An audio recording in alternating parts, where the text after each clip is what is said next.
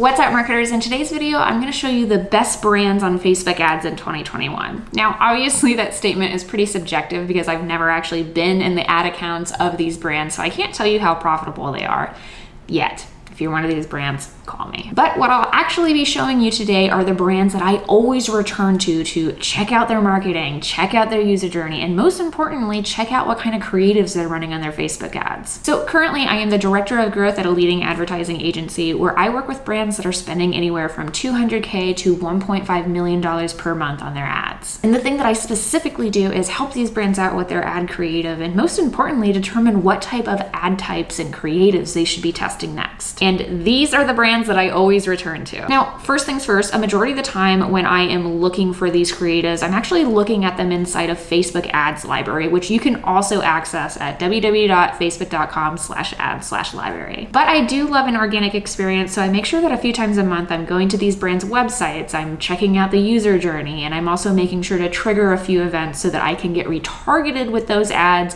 on my actual social feeds. Additionally, exciting news, TikTok has also launched their version of an ads library. So we're just waiting on you now, Snapchat. So let's go ahead and dive in. Now, the first brand that I want to talk about is Olliepop. Now, Olliepop is one of my absolute favorite brands to watch for their Facebook ads creative. And I actually discovered this brand on Twitter. And the reason why I love it is because they use a wide variety of strategies at any given time on their Facebook ads. They have a great balance of really curated and highly produced content.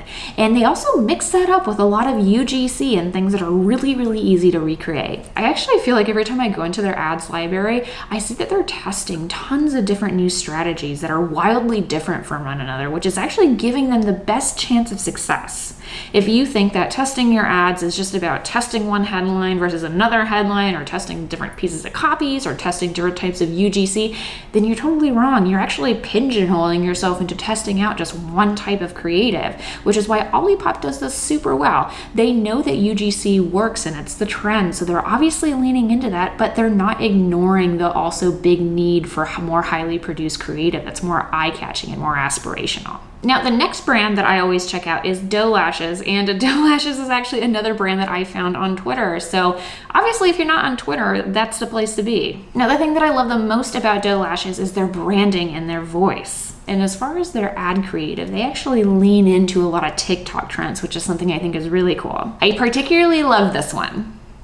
Additionally, Jason Wong, who's the founder of Doe Lashes, actually published a study about which strategies helped to grow Doe Lashes the most in 2020. And as far as ad creative, he actually said that this ad particular got the most profit out of the entire year, and they ended up running it for like 9 months, which is pretty insane. Now, the next brand that I want to talk about is Bali Body. Now, Bali Body is my go-to for showcasing the different types of ways that you can create user-generated content. In the past, they've also done tons of TikTok style ads too, which is really cool. But something really neat that they've been doing lately is leaning a lot into whitelisting or branded partnership ads, which is my go-to strategy for 2021. This is one of my favorite brands to show to new luxury entrepreneurs or in fashion apparel or even skincare or something, because Bali Body is a pretty aspirational brand. However, they almost get by completely on just using user-generated content. So there is a way to make UGC seem more luxury, is what I'm trying to say here. Now, next up is Magic Spoon. Now, Magic Spoon is the brand you need to follow if you are working in consumer product goods, especially in food. Now, I use their ad creative as mocks for several of my clients because they always create really good but simple looking content that always goes back to the core fundamentals of things that we know work well on Facebook ads, which are press hits, customer testimonials, and even answering to common customer objections. Now, next up is DrSquish. Now, this is a brand that I really like to check out on Facebook ads and Snapchat because they create really great native style content for both of these platforms. And what DrSquish does really well is the meme style of creative, which takes really engaging copy and places it at a bar, even at the top or the bottom of the ad creative. Now, another brand that I also really like to check out for their messaging using is bird dogs, which is definitely in the same vein. I actually think that if someone is shopping with DrSquish, they're probably also shopping with bird dogs, so that's a whole other thing.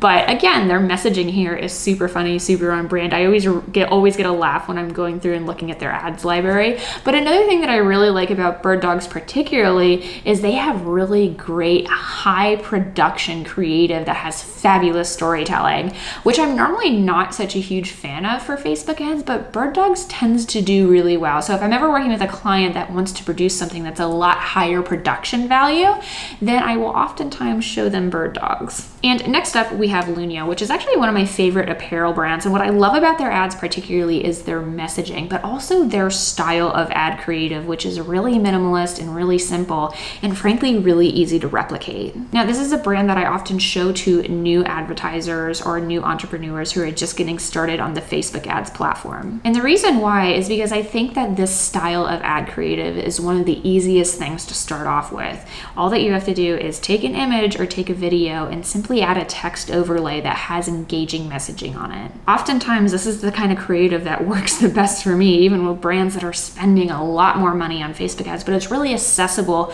for new brands or entrepreneurs with lower budgets. Either way, it's definitely a brand you should watch for messaging. Next up, we have Curology. Now, I have been a fan of Curology for years, but what's dope about their ad creative is how experimental they are when it comes to testing new ad designs. I think the thing that I like the most about them is they don't really complicate their design that much, but every time I hop into their ad account, I'm like, oh, that's a really interesting way that you could be communicating that value prop, or you could be creating a type of content that's engaging.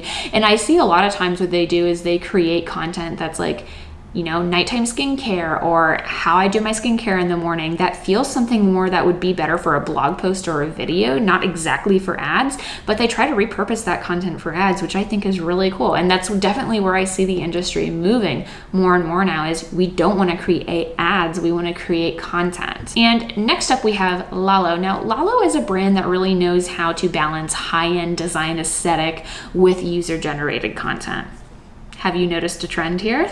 Now, one of my favorite strategies that they've been utilizing lately is Instagram stories style treatment of creative, but they're using that style treatment to actually showcase customer testimonials and press hits. This is so simple, but super effective. And another thing that I've noticed that they started doing recently is whitelisting or branded partnership ads, which hint, hint, I'm not kidding about that strategy. It's definitely something you guys should be checking out more. And next up, we have the Quality Edit. Now, the Quality Edit is not actually a brand per se, but it's more or less a publication. And what they do is they actually partner with brands to create content for them. And what I really love about their ad creative particularly is it's all super accessible and hinges almost entirely on user-generated content style of creative. They also use a lot of TikTok style creative and Instagram stories treatment in their creative, but it all feels really organic and really engaging. And I know they do a lot of whitelisting as well, and I see a lot of brands partner with them so that they can do branded partnership ads as the Quality Edit.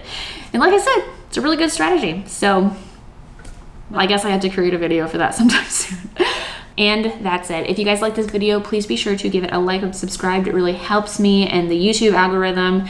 And if I didn't mention the brand that you always look to for great ad creatives, be sure to let me know what they are in the comments below. Thanks, guys. Bye.